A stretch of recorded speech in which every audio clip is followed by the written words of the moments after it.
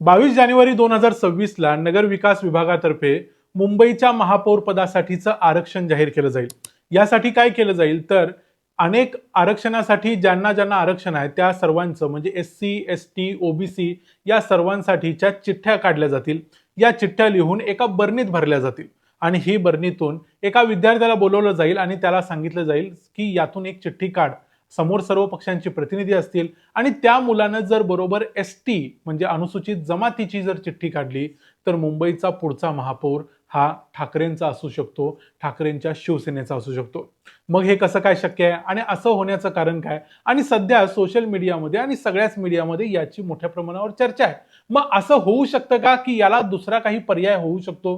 हे सगळं बघूया आजच्या या व्हिडिओमध्ये। मी आहे रणजित यादव आणि तुम्ही पाहताय द मराठी बाणा। महाराष्ट्रातल्या 29 महानगरपालिकांचा निकाल लागलेला आहे, पण या निकालाच्या अगोदरच खरं तर प्रत्येक महापालिकेमध्ये महापौर कोण असणार याच्याबद्दलचं एक आरक्षणाची सोडत व्हायला पाहिजे होती। ती अगोदर झालेली नसल्यामुळे ती आता 22 तारखेला होणार आहे।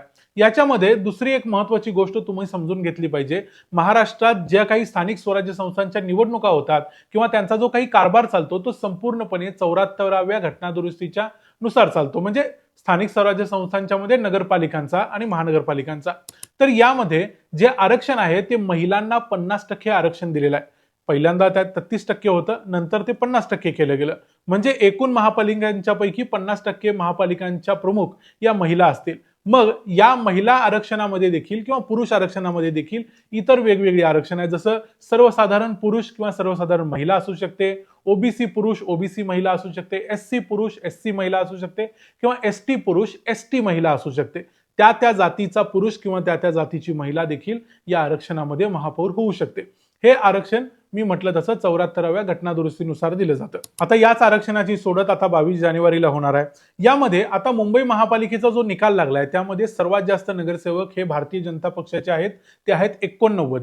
2 नंबरला सर्वात जास्त नगरसेवक आहेत ते आहेत ठाकरेंचे 65 आणि सर्वात जास्त त्यानंतर नगरसेवक आहेत ते शिंदेच्या शिवसेनेचे।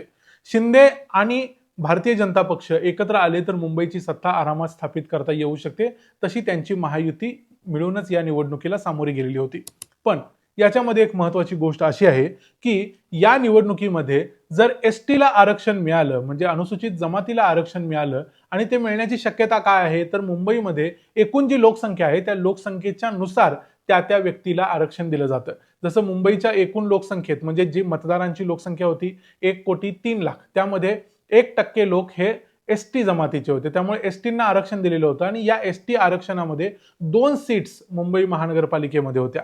या 2 सीट्सच्या दोन्ही सीट्स या ठाकरेंनी जिंकलेल्या आहेत। या 2 सीट्स कुठल्या आहेत तर प्रभाग क्रमांक 53 मध्ये जितेंद्र वळवी हे ठाकरे सेनेचे निवडून आलेले आहेत, तर प्रभाग क्रमांक 121 मध्ये प्रियदर्शिनी ठाकरे या निवडून आलेले आहेत। म्हणजे इथं ST पुरुष म्हणजे जितेंद्र वळवी होऊ शकतात, ST महिला असेल तर प्रियदर्शिनी ठाकरे होऊ शकतात। म्हणजे थोडक्यात काय, जर ST ची सोडत जाहीर झाली तर या दोघांच्या पैकी कुणीतरी एक जण ठाकरेंच्या वतीनं निवडणुकीला उभा राहू शकतो महापौर पदाच्या।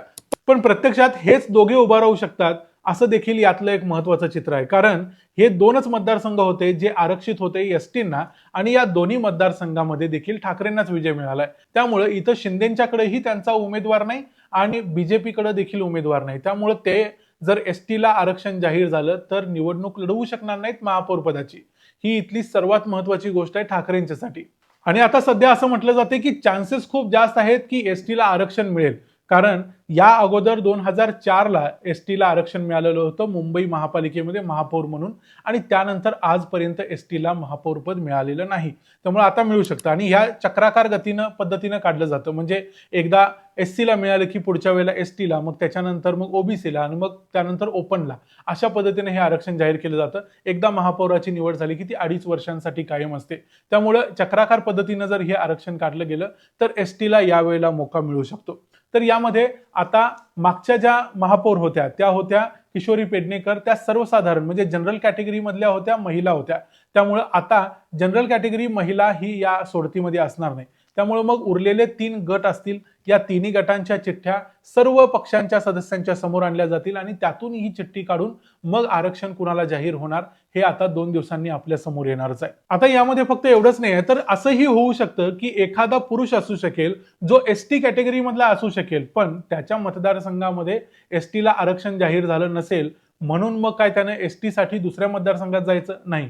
तो जनरल कॅटेगरीमधून देखील निवडणूक लढवू शकतो किंवा लढवलेला असू शकतो.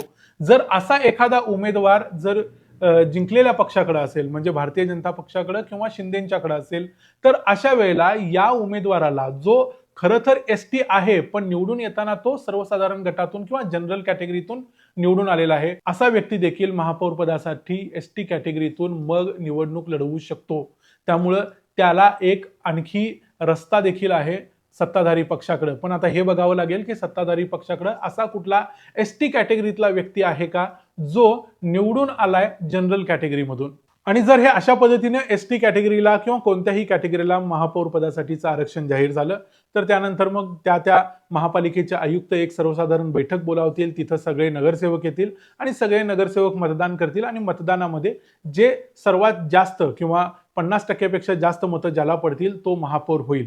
आणि अशा केसमध्ये जर सत्ताधारी पक्षाकडे त्यांचा उमेदवारच नसेल त्या कॅटेगरीमधला तर त्यांना ती निवडणूक लढवता येणार नाही आणि त्यामुळे ठाकरेंचा महापौर होऊ शकतो. आणि म्हणून आता सध्या असं म्हटलं जाते की उद्धव ठाकरे मागच्या 2-4 दिवसापूर्वी 18 जानेवारीला जे म्हणाले होते की देवाच्या मनात असेल तर आमचा महापौर होऊ शकतो, महापौर आपला व्हा हे आमचं स्वप्न आहे आणि हे बाळासाहेब ठाकरेंचं जन्मशताब्दी वर्ष आहे. त्यामुळे शिवसेनेची अशी इच्छा आहे की शिवसेनेचा महापौर मुंबई महापालिकेमध्ये बसावा.